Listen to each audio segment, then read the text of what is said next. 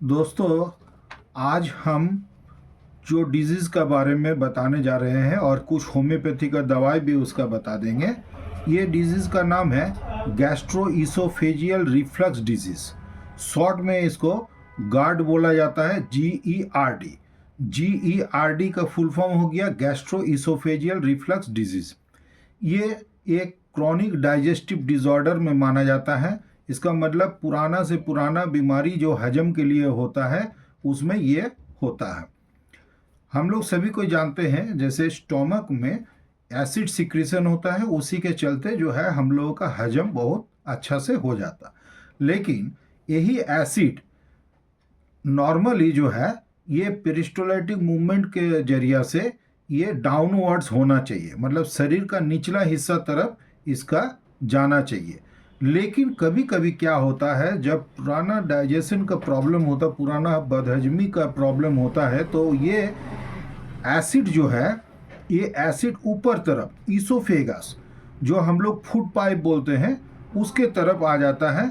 इसी को बोला जाता है गैस्ट्रो इसोफेजियल रिफ्लक्स डिजीज़।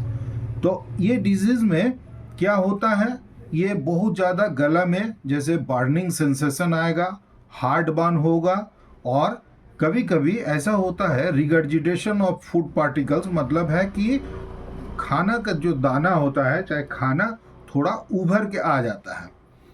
ऐसा स्थिति में को बोला जाता है गार्ड प्रॉब्लम।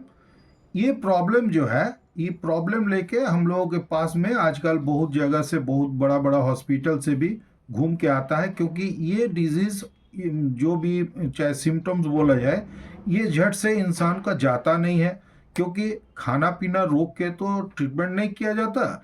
इसलिए ये बीमारी इधर उधर घूम फिर के फिर हो सकता है कि नज़दीकी कोई होम्योपैथी डॉक्टर के पास आए। तो उस हालत में लेकिन हम लोग पेशेंट को बहुत अच्छा फ़ायदा दे सकते हैं। इसके बारे में कुछ जो होम्योपैथी का दवाई, बहुत अच्छा काम करने वाले दवाई, ये दवाई का विषय में हम बोलेंगे। पहला दवाई हम लोगों का जो है, जैसे नाक्स भूमिका, ये बहुत ही कॉमन दवाई है। अक्सर सभी को ये होम्योपैथिक क्लिनिक में रहता ही है। तो ये नाक्स भूमिका हम लोग उसी को देंगे जिसको देखा जाएगा आजकल का हिसाब से मॉडर्न लाइफ लीडिंग है। कोई साइबर में काम करता है, कंप्यूटर सेक्टर में काम करता है, तो वो लोगों को जैसे रात भर काम करने पड़ता है, रात जागरण होता है, और उसके बाद खाना उना भी वो लोगों को बाहर में खाने पड़ता है, रिच स्पाइसी जंक फूड। ये सब के कारण वो जैसे सीडेंटरी लाइफ हो जाता है। इसके लिए हो सकता है कि कोई नशाग्रस्त भी हो जाता है, टोबैको ले लेता है, अल्कोहल ले लेता है। इसके जरिए से जैसे उसको कॉन्स्टिपेशन या इंडाइजेशन इसका प्रॉब्लम हुआ, और साथ में एसिड रिफ्लक्स होने लगा। ऐसा हालत में हम लोग नाक्स भूमिका दे सकते हैं, और इसमें बहुत ही अच्छा रिजल्ट मिलती है।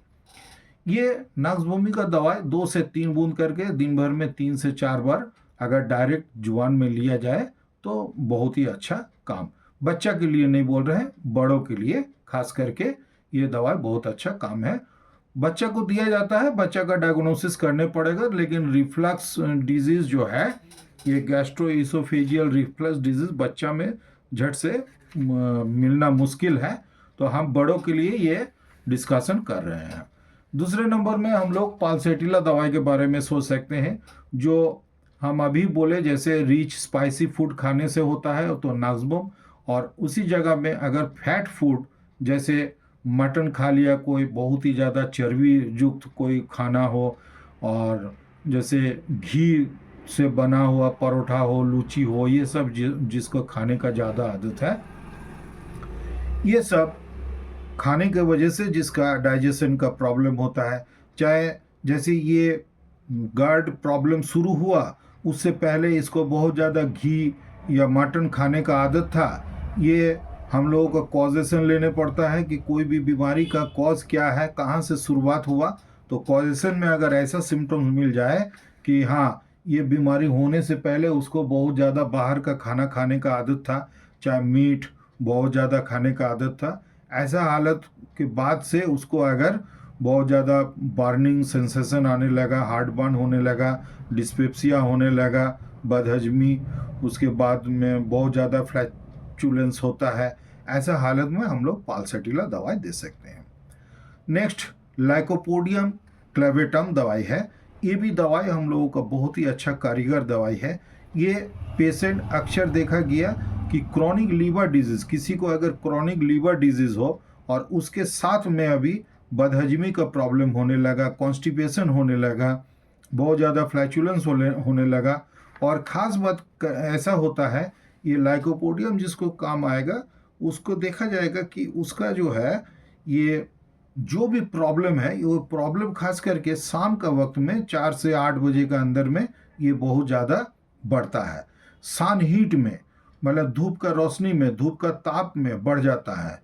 और ऐसे भी कोई भी तरह का गर्म हो, हाँ, हीट ऑफ फायर जैसे होता है, आगे का सामने वो जाने नहीं सकेगा। खास करके औरत लोगों को जब खाना पकाने पड़ता है तो वो बोलेगा खाना पकाया नहीं जाता है। ऐसा परिस्थिति में हम लोग लाइकोपोडियम दवाई दे सकते हैं। दूसरी बात है जैसे चाइना ऑफिसिनालिस, ये भी दवाई बहुत अच्छा देखा गया है।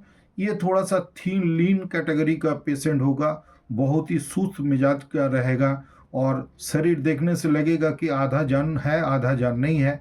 ऐसा परिस्थिति में कोई पेशेंट आए और साथ में बोले कि मेरा छाती में जलन होता है, गैस बहुत होता है, ढेकार उठता है, ऐसे परिस्थिति में ये चाइना ऑफिसिनालिस, चाहे ऐसा भी हिस्ट्री मिल सकता है कि बहुत ज़्यादा कुछ दिन पहले बहुत ही भारी भयानक बीमारी हुआ था, उसका सफरिंग्स के बाद से ये सारे प्रॉब्लम इसका शुरू हुआ है, तो उसमें हम लोग चाइना ऑफिसिनालिस दवाई को हम दे सकते हैं। दूसरी बात है, और एक तो रोबिनिया दवाई हम लोग बहुत इस्तेमाल करते हैं। रोबिनिया मेडिसिन भी बहुत अच्छा, ये अगर मादा टिंचर में अगर इस्तेमाल किया जाए तो ये बहुत ही अच्छा दवाई है। ऐसे 30 या 200 भी बहुत अच्छा काम करती है। तो ये दवाई जो है, इसमें भी इसका जैसे बहुत ज़्यादा खट्टा ढेकार उठेगा, इतना खट्टा ढेकार उठेगा, हर हमेशा इसको जैसे नोसिया रहेगा, मतलब वोमिटिंग टेंडेंसी रहेगा, और बाई चांस अगर उल्टी हो भी जाए तो देखा जाएगा उल्टी के चलते ये ऐसा भी बोल सकता है कि उसका दांत भी खट्टा हो गया। ऐसा परिस्थिति में हम लोग रोबिनिया दवाई के बारे में सोच सकते हैं। और एक दवाई के बारे में हम बोलेंगे, ये दवाई बहुत सोच समझ के दिया जाता है, लेकिन ये दवाई भी किसी किसी का बहुत अच्छा काम करती है। ये दवाई का नाम है सल्फर। सल्फर दवाई देने से पहले हिस्ट्री बहुत अच्छा से लेने पड़ेगा, क्योंकि ये जैसे ओवरडोज भी ना हो, सही सिलेक्शन हो। सही सिलेक्शन नहीं होने से ये बीमारी को बढ़ा भी सकता है कुछ दिन के लिए, बाद में हो सकता है घट जाएगा, लेकिन पहला जो बढ़ता है वो पेशेंट बर्दाश्त नहीं कर सकेगा। तो इसका हिस्ट्री बहुत अच्छा से लेने पड़ेगा।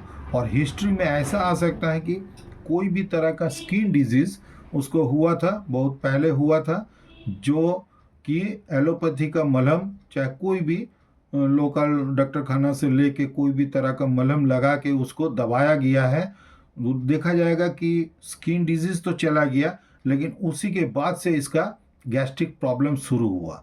ऐसा परिस्थिति अगर हो तो इस हालत में लेकिन सल्फर मेडिसिन बहुत अच्छा कामयाब दवाई माना गया, देखा गया।